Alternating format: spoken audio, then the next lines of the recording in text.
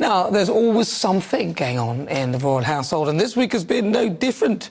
The royal family have stayed silent in light of Prince Harry's 39th birthday this week, and Meghan has finally showed up to the Invictus Games. Now, every Saturday, I love to give you a roundup in my royal roundup, and who better to delve into this than body expert Enrique Jesús. Jesús Enrique Rohas.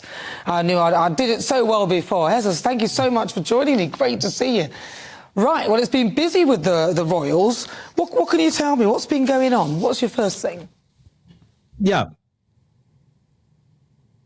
Perhaps the most relevant thing was yesterday that Meghan appeared marching in front of the veterans, and it was shocking and really unacceptable. And, well, we have the picture of Harry and Meghan. We're going to talk about them. But this Meghan stealing the attention from the real protagonists of the Invictus Games, which are the veterans, the men and women that did so much for their countries, has been a really bad taste. I don't know what the organizers of this event were thinking, but okay, Meghan has the right to go to Düsseldorf. Nobody can stop her, but featuring her so much is stealing that spotlight effectively from the games themselves, and that is like a wasted opportunity, in fact.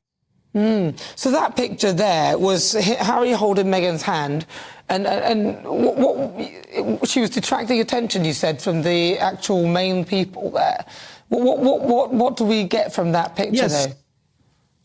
But by the way, that picture, we got another picture besides this that I sent, by the way, that is Meghan's usual touch. You know that Meghan is quite dominant, and Harry had this attitude before Meghan arrived, had this attitude of camaraderie, has a bit of charisma, Harry, a bit awkward, but it's still Harry. But when Meghan arrives, things tend to change a bit, especially Meghan giving this gesture when she is a bit bored and wants Harry to go. Hey, just go. I'm bored. Let's move forward.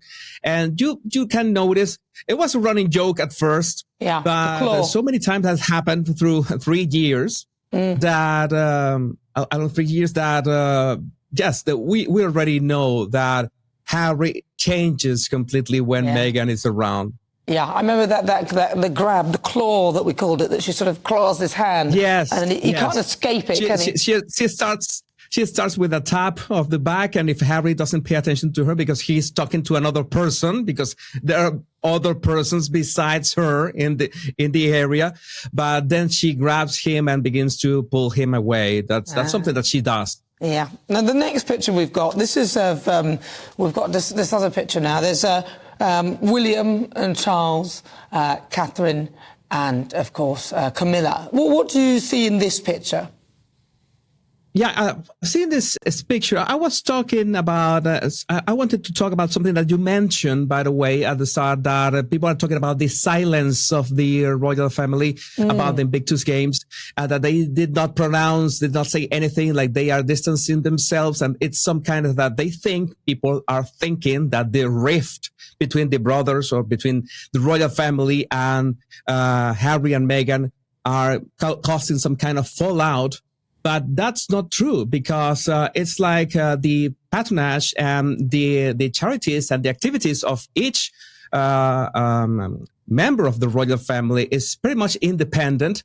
And by the way, people are circulating a picture of King Charles, then Prince of Wales, with William and Harry at the first Invictus Games, but that was the first Invictus Games in 2014. That picture right there, that was back in 2014 in the first Invictus Games in London, when was the first one, and then the second one in 2016 in USA.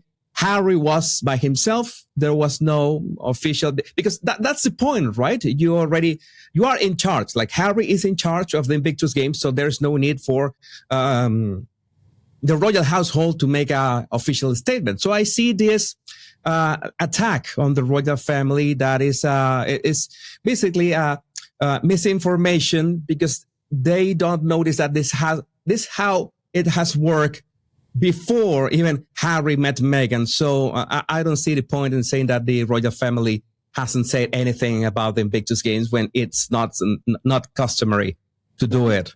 It is quite sad, isn't it, the way that this is panning out as well, because, of course, Harry and Meghan are being distancing themselves from the royal family. And, of course, obviously now Harry and Meghan are trying to find meaning in what they're doing, because actually he's doing what he did beforehand when he was royal or working royal.